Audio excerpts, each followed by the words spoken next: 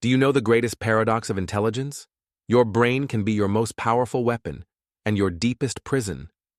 Remember how simple everything was in school? An A was good and F was bad.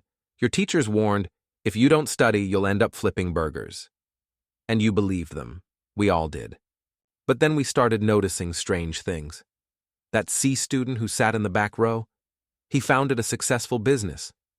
And the valedictorian, stuck in a mid-level office job, shuffling papers and complaining about life on social media. What the hell is going on?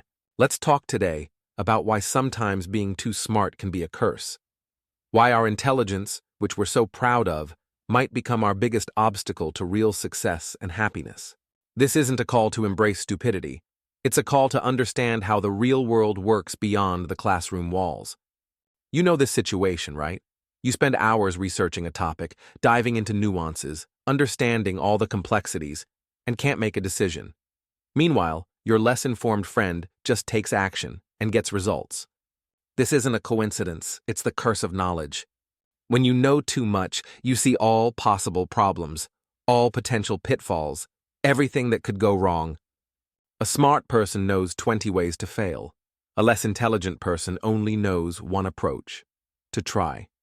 Nobel Prize winner Daniel Kahneman showed in his research that our brain operates in two modes, fast and slow. Fast is intuitive and automatic. Slow is analytical, weighing all pros and cons. Here's what's interesting. For most life situations, the fast mode is more effective. But smart people constantly engage their slow, analytical mode. They overload their brains with information. Think of any successful entrepreneur you know. Ask them, did you calculate everything when you started? The answer is almost always, no, I just began. Smart people search for perfect solutions. But while they're searching, less intellectual folks are already acting, making mistakes, and learning, gaining experience that can't be acquired from books or analysis. Remember the straight A student from your class? The one who always raised their hand first? How did other kids treat them? Not very well, right? Intelligence creates social distance. When you're too smart, you become different. And people don't like different. People like similar. Robert Cialdini, a renowned psychologist, demonstrated in his research that one of the main principles of influence is the principle of similarity. We trust those who are like us. An overly intelligent person often can't genuinely connect with most people. They speak too complexly. Think differently. Don't share common interests. Now, let's remember how money is made in the real world. It's made through connections, through relationships, through trust. Here's a real-life example. Imagine two scenarios. Scenario 1. Smart Alex comes to a business meeting. He's prepared a detailed presentation with graphs and calculations. He uses professional terminology. His proposal is logical and well-founded. Scenario 2. Average intelligence. Mike comes to the same meeting. He hasn't prepared such a detailed presentation. But he tells a couple of funny stories, finds common ground with the client, establishes a human connection. Who gets the contract more often? Right, Mike. Because business is, first and foremost, about relationships. And relationships are built on emotional, not intellectual connections. Here's another paradox. Smart people more often suffer from perfectionism. Why? Because they can envision the perfect result. They see how everything should be in theory, and this becomes their curse. A smart person tells themselves, I won't release this product until it's perfect. But while they're perfecting their product, someone else releases a good enough version and captures the market. Steve Jobs once said, real artists ship. They don't endlessly perfect, they release. Take a simple life example. You want to write a book. If you're too smart, you'll worry about structure, style, depth of thought. You'll rewrite the first chapter 10 times. Meanwhile, someone else just writes a book in 3 months and publishes it. Quality? Maybe not perfect. But the book exists, while your perfect book exists only in your mind. And here's what's truly interesting. Fame and money almost never come to the smartest, most talented, or most deserving. They come to those who do and show. Know how smart people often justify their inaction? I haven't studied everything yet. I need more information. I should read one more book on this topic. This is intellectual procrastination, and it's more dangerous than regular procrastination because it feels productive. You sit, read smart books, watch educational videos, and feel good about yourself. You're developing, right? But a year passes, then 2, then 5, and you're still preparing to start. Meanwhile, that C student who hasn't read a single business book has already built a working business through trial and error. Philosopher Søren Kierkegaard talked about paralyzing reflection, a state where a person is so immersed in thinking that they cannot act. This perfectly describes what happens to smart people.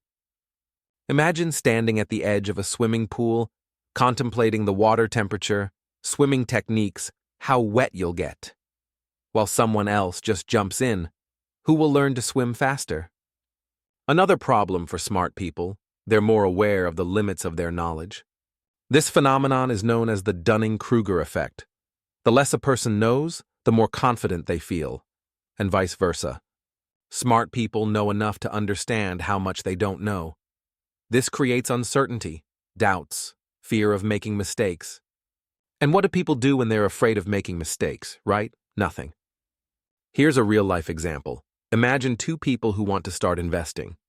Smart David begins studying financial markets. He reads about macroeconomics, various investment strategies, risks, and the more he learns, the more he realizes how complicated it is.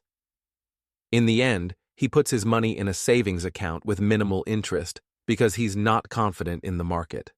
Less educated. Sam simply buys stocks in companies he's heard about somewhere. He doesn't understand all the risks, but he acts. And although his strategy is far from ideal, after 10 years his portfolio shows better results than David's savings account. This isn't a call for reckless decisions. It's an illustration that sometimes action is more important than knowledge. Smart people have another dangerous tendency. They fall in love with complexity. Complex theories, complex solutions, complex explanations. But here's what's interesting.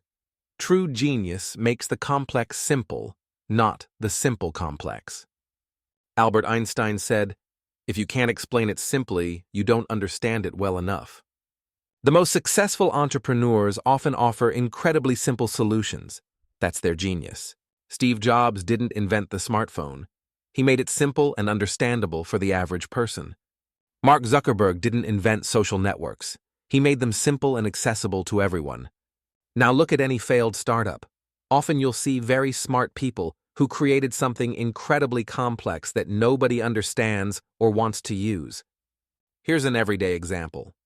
You're trying to explain to your parents how to use a new smartphone.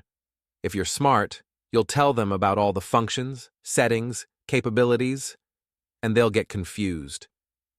But if you're wise, you'll show them only what they need to know right now, and they'll be grateful. Today, we know that traditional IQ is not the only or even the main predictor of success. Emotional intelligence is much more important. The ability to understand yourself and others, manage your emotions, and influence the emotions of others. And here's the paradox.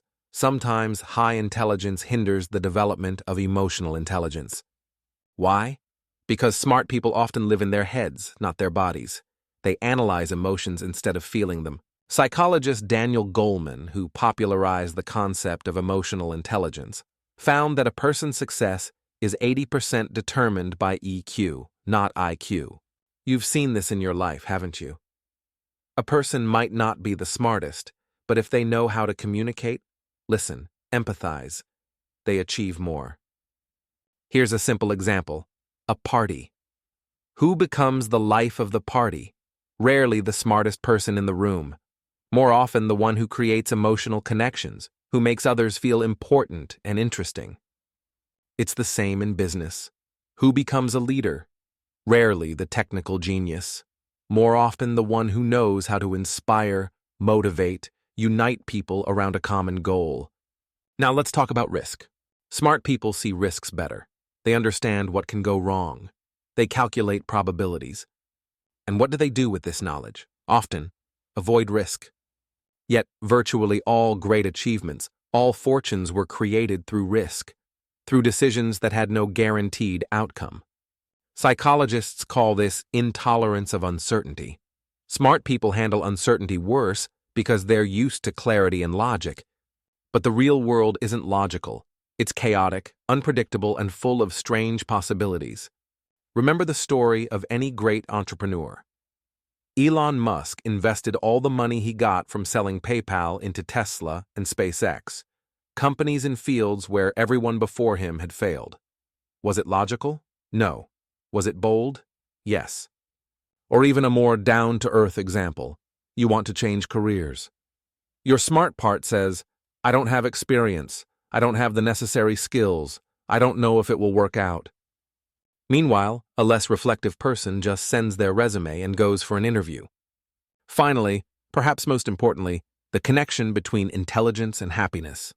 Numerous studies show an inverse correlation between IQ and happiness levels. The higher the intelligence, the higher the risk of depression and anxiety. Why?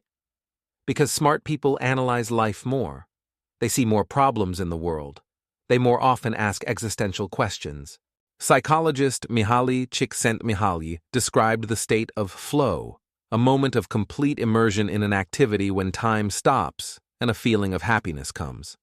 And what's interesting, it's easier to enter flow when you're not thinking, but simply doing.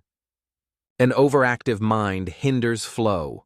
It constantly analyzes, criticizes, doubts. Here's a simple example. You're engaged in creative work. If you constantly analyze and criticize every step you take, you'll never experience the joy of creativity. You'll always be dissatisfied with the result. Now remember when you were truly happy? Possibly these were moments when you weren't thinking, but simply living, playing with children, dancing, laughing with friends. So what should you do if you're a smart person, but don't want to become a victim of your intelligence? Action is more important than analysis. Set yourself a rule. For every hour of analysis, 2 hours of action. Don't allow yourself to prepare endlessly. Value simplicity. If you can solve a problem in a simple way, do it. Don't complicate just because it's interesting to you. Develop emotional intelligence. Dedicate time not only to books, but to people. Learn to listen, empathize, establish connections. Apply the 80-20 rule. The Pareto principle states that 80% of results come from 20% of efforts. Find those 20% and focus on them. Learn from less smart people. Yes, exactly. Look at what successful people do whom you consider less intelligent. What's their strength? What do they do better than you? Practice productive stupidity. Sometimes it's useful to pretend you know less than you actually do. Ask stupid questions. They often turn out to be the most important ones. Live in your body, not just your head.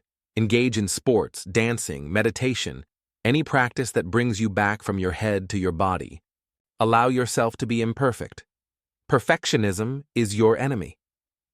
Make your motto, done is better than perfect. You see the real paradox? Being smart is wonderful. Intelligence is a gift.